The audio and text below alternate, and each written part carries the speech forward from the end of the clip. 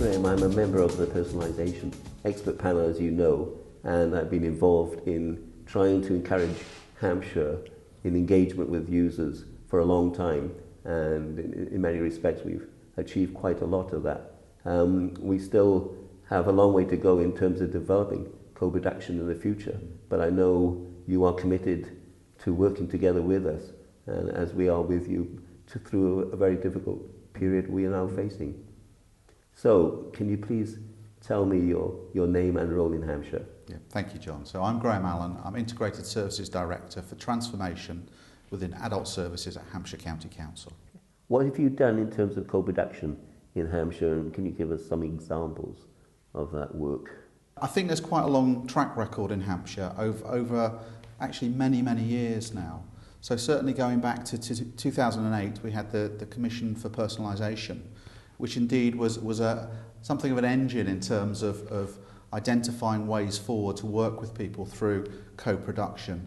And actually from that we've seen the Personalisation Expert Panel created, which continues to this very day. And that's about, I guess, challenging, engaging with the department management team and indeed the wider department and council in terms of issues that are key for people that we can work together with around co-production. Alongside that, there are then a number of other mechanisms in which we use quite routinely, and they're now part of the fabric, the waft and weave of how we operate. So, for example, the Learning Disabilities Partnership Board and the local implementation groups that feed information and issues up to the main partnership board to again enable us as an organisation to engage with people with learning disabilities to help shape services as we go forward. So that partnership working with people who use, benefit, helping us to design services is absolutely key to us. Can you reflect upon some of the things you've learned from that? I think probably over about a dozen or so years, which is the period of time that I've worked in local government within social care. I think the thing that keeps coming back to me, the thing that I'm constantly reminded by is that actually we need to engage with people to make the services that we provide usable, accessible and fit for purpose. I think sometimes it's too easy or it's too seductive for organisations to design services that they think are going to be accessible, only to be found time and time again that that's not the reality for people. So some of the things that I can certainly reflect on in my dozen or so years of working in social care are around some really quite key fundamental areas. So for example, a direct payment scheme. So rather than having officers of the local authority telling people, you know, this is how it works, this is how you can benefit from it, is to actually use experts by experience, people in receipt of a direct payment as that first point of contact for potential new users of direct payments, to actually get the information in terms of this is what it's really like. These are the things you need to watch out for. These are the things that I've been able to do as a consequence. So that's absolutely key, I think, in terms of some of the lessons that I constantly get reminded by is we need to engage. Failure to engage at our peril will design services which are perfect from a local authority perspective, but that means they're likely to be really bureaucratic, really complicated and not easy to access. Flipping that on its head and engaging with people then creates that opportunity through co-design to make services genuinely accessible to people. Thank you. What difference has it made working with the people you've been working with and the organisations you've worked with? Yeah. I think the challenge and the opportunity, working together, and it's about mutuality, I think. It's about being able to bring the collective wisdom together. So one very obvious example, a very current example, is working with the PEP, the Personalisation Expert Panel, and others around the transfer of ILF funding, and actually being identified early on by people through PEP in terms of some of the thinking that we've had to do, and actually being able to get slightly ahead of the game. I think actually work in a way very positively with recipients of ILF, in a way actually that's allowed for some sense of confidence and safety going forward in what is a very uncertain, very challenging time. I think that's been a really good example in terms of how we work really well together through co-production. Can you give me some examples of how it's avoided making costly mistakes and making it better through co-production. So I think really just to continue that last point around the transfer of ILF, I think it is really important to acknowledge just how challenging it is in terms of the economic climate that we've got at the moment within local authorities, and how that is potentially going to leave people feeling in terms of that uncertainty. And actually working in a proactive upstream kind of way to engage early on, to actually work with people rather than doing to, but working with, I think helps to give that confidence and keep the landscape as settled as possible for people. So that's a really good example from my perspective. Do you have any top tips for co-production? Engage early and keep talking. Again, I think at times, particularly in the climate that we're working within now, sometimes it's too easy to actually stop talking.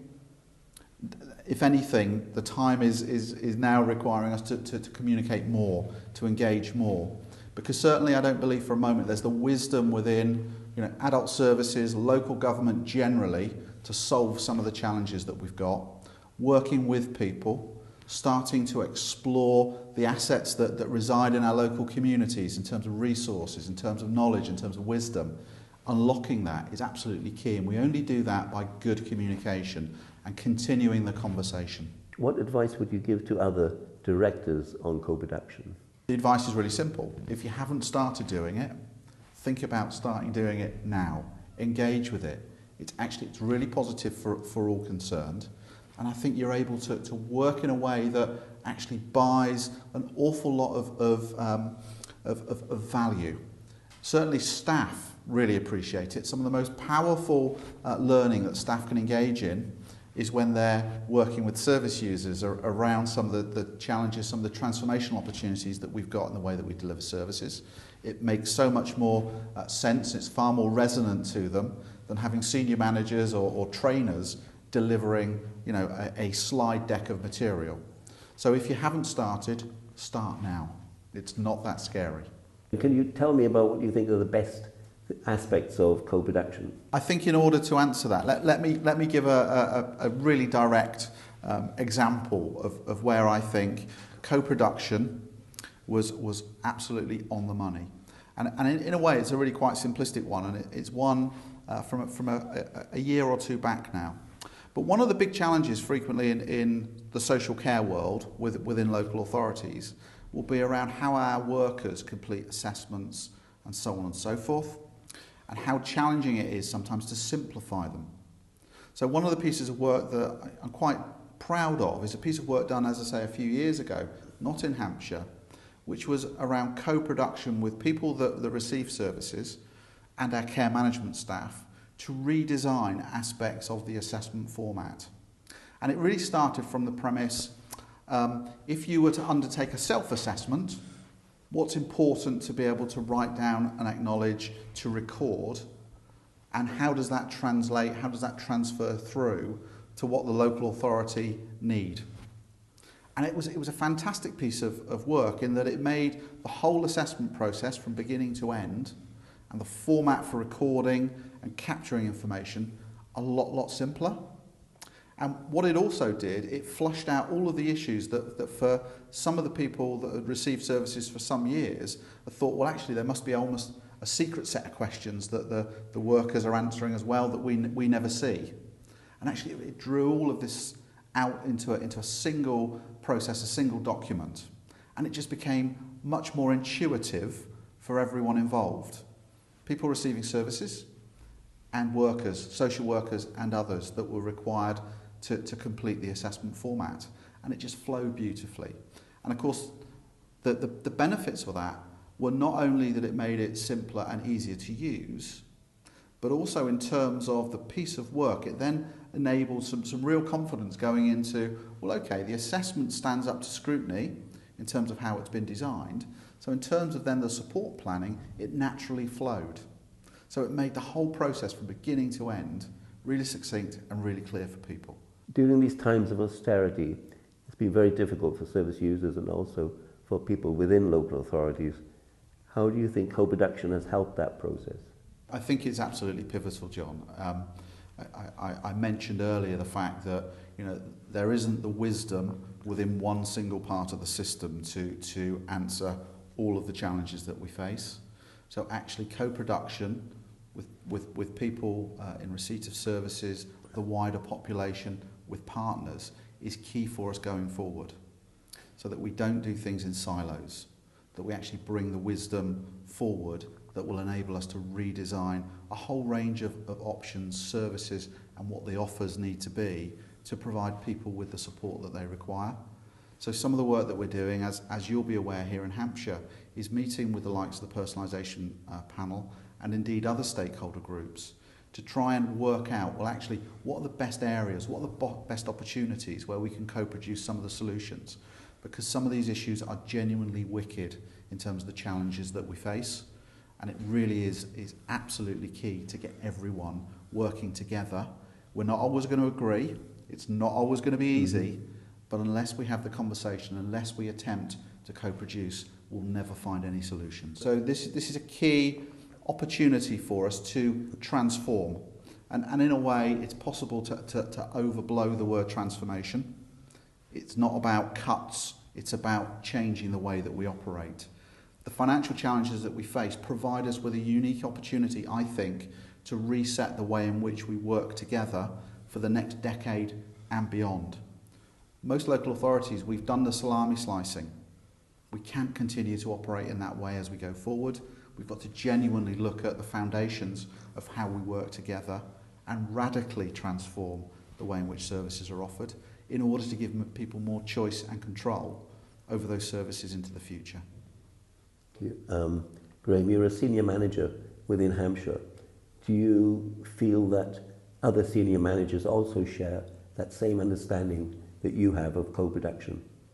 Yeah, but I think at the same time we're all on a continuum, aren't we? Because some colleagues will be further along that than I am, and some will be behind me. I think part of, again, the opportunity through co-production and working with stakeholders is to continue a conversation and to get some gentle, critical challenge coming to us as individuals, but also as a collective in terms of what we're doing. And those opportunities to further develop, not only within particular departments of a local authority, but across the whole of the local authority, reaching out to partners, that's the opportunity that we've got to seize. Is there anything else you would like to say about co-production? I think the key thing is that actually, as an organisation, we made a commitment some time ago, and actually we carry that commitment forward. So once you've started, in a way, you can never turn away from it. Because if you do, you know you're going to be challenged, quite rightly so. So it is a commitment that's made by the whole organisation. It doesn't just rest with individuals. You sometimes need individuals to ignite it. But actually, once it starts, it gets picked up, and the organisation, the community, begins to own it. And that's where the power, I think, really comes from. Okay, thank you.